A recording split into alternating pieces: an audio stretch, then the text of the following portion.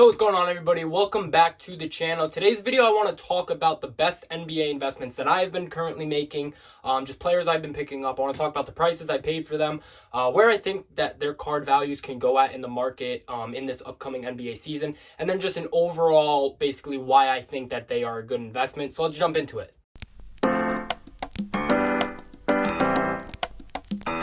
So before we get into the investments, if you aren't already, make sure you do consider hitting that subscribe button, turn that bell notifications button on so you never miss a future video, and even drop a like on this video if you enjoyed today's content. Now, the cards behind me are a majority of the cards we'll be talking about and good investments. The three up top and the jaw in the middle are the cards that I've picked up in the last week or so, maybe week to 2 weeks.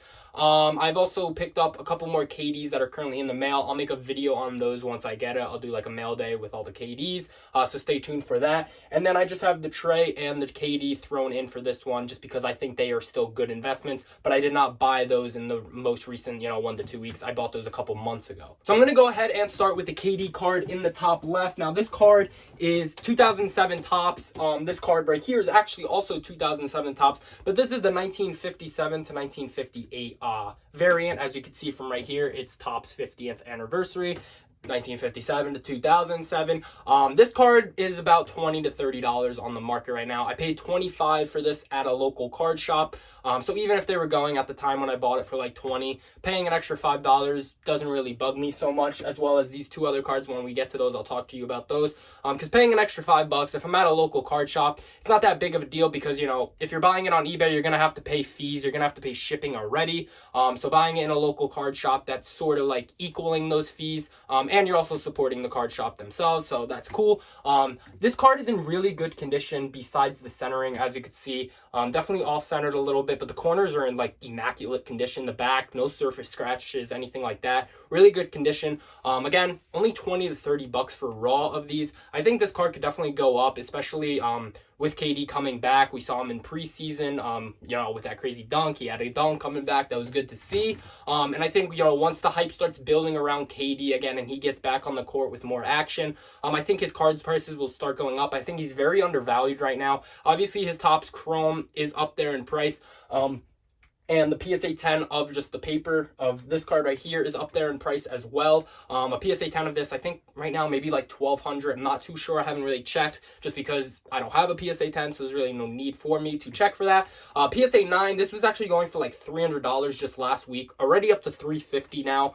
So we could already see that his prices are starting to go up. I think, once these get high in price and people still want KD, maybe like a month or 2 months from now, and these are, sitting a PSA 9, maybe sitting at $500 and people can't spend that, they might look to an alternative like this. Still a rookie card, just a variant rookie card. Definitely still think this can have value and you can get some major profit from this in the future. Now, the next card I want to talk about is Jaylen Brown. Now, again, I bought this from the local card shop, just the Donruss Basic. This one is not in too good condition, but it's not in bad condition. Centering isn't horrible, definitely a little bit off. And the only problem with this one is the corners are not in good condition. They're definitely not as good as that KD I just showed. Little nickings in the corners, but again, I paid $6 for this. So my plan with this wasn't really to get it graded. In my head, it was just, a Jaylen Brown for $6. Even if it is just a base Donruss, it's not an optic, not a prism. Just for $6, with Jaylen Brown on the Celtics, a hot young team still with Jason Tatum, Marcus Smart, making it, almost to the finals, falling just 1 game short to the Heat, or not 1 game short, just losing to the Heat. And the Heat were a good team in the bubble. They surprised many people, and they even got 2 on the Lakers. They got 2 games on the Lakers. And I think once stuff goes back to normal and there's really no bubble, besides the fans not being in the stands still, I think once stuff goes back to normal, and, the NBA season is just back to normal and this whole virus passes, I think the players will get used to it again and stuff like that. So I think Jaylen Brown will definitely put up some more numbers again, and him and Jason Tatum will work together and really take control of the Celtics offense. Now, I paid $6 again for this. My plan with it, like I said, not to get it graded just because it's not in great condition, but my plan with it really is to just flip it. Like, even if I can flip that for $20 by the end of the season, that's $15 in profit. Like, that's not bad. Obviously, minus fees, minus shipping if I have to pay. But but it still could be like 10, 15 bucks in profit. You might be thinking to yourself, that's not a lot, but profit's profit, right? Next card I want to hit on is the man, the myth, Zion. I think all Zion cards are a good buy. Not all of them, but, you know, hot brands, Prism, obviously, Optic, and even NBA Hoops. I paid 10 for this. Now, this card's in really good condition. Centering might be a little off, a little bit to the left. Corners are in really good condition though. Back, no surface scratchings, anything like that. Now, this again, I paid 10 for. I'm not sure what I want to do with this yet. I'm probably just going to hold on to it now, see what prices are at, because again, it is centering is a little off. I don't know if it will get a 10, but again, there are 10s out there that the centering is a tad bit off. It's just everything else is good. So it's a possibility I send it. Now, NBA Hoops isn't, you know, as hype as Prism, as Optic, but it still can have value. My plan with it is paying $10, even if I could flip that at the end of the season for 25, 30 bucks for, you know, a Zion Williamson card, that's still, you know, 15, 20, $25 in profit. And again, Zion, I don't think will ever like lose hype unless he just like gets hurt and like is not in the league anymore. I think Zion will always have hype. He had hype before even being in the league. So I think he's always going to be, you know, like a good buy for these next couple of years. And once he, you know, develops and gets used to the league more, I think he'll just be a good buy. So getting a Zion rookie card for 10 bucks, in my mind, my head, is definitely a good buy. Now, I want to talk about the big one, Ja Morant. This is only a PSA 9. I did not go for a PSA 10. PSA 9s I thought were just really undervalued. I was looking at them on Thanksgiving Day. They were priced at like $150 on eBay. And I was like, $150 for a PSA 9 Ja Morant Prism? That's pretty low, I feel like. I ended up paying $177.50 for this. That was after fees, after taxes. I won a bid on eBay for $163, and then obviously the fees, taxes brought it up to $177. A couple days after I won the bid, it went down, this card, a little bit. Like, some were selling for like as low as like $140, $150 again. And I was like, well, that sucks. I could have just waited, but you never know really. But now they're back up. They're selling for, saw some end for around $175. And obviously that was before taxes and fees.